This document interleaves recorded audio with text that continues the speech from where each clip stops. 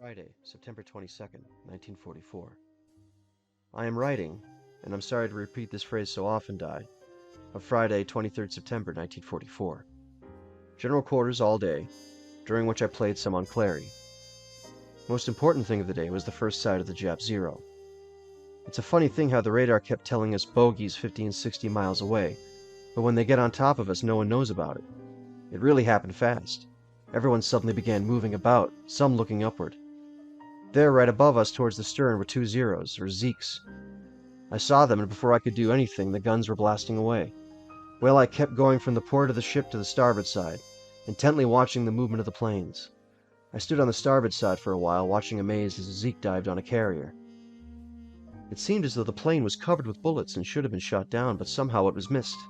It circled around and dived again. Once more the bullets surrounded it, and once more the Jap got through okay. Fortunately, it dropped no bombs. But as I've learned later, 2 men were killed and 6 were injured as a result of the strafing. It's horrible, but it's war.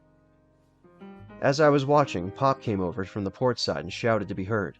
"Gil, they're strafing." Well, I didn't know who he meant, so I said, "So what?" and kept watching the Japs go about their bloody business. I forgot to mention that most of our planes were out bombing Manila. That's why we had so few planes left in the air when the Zeros came out.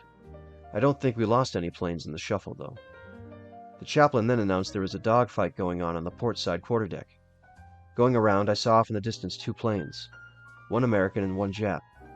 According to the fellows, the Jap so outmaneuvered the American that it was pitiful. But the Jap finally took a powder.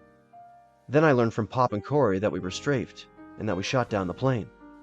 It had released a bomb, but we were missed, for both bomb and plane crashed into the water. I, unluckily, didn't see it crash because I was so intent on the carrier.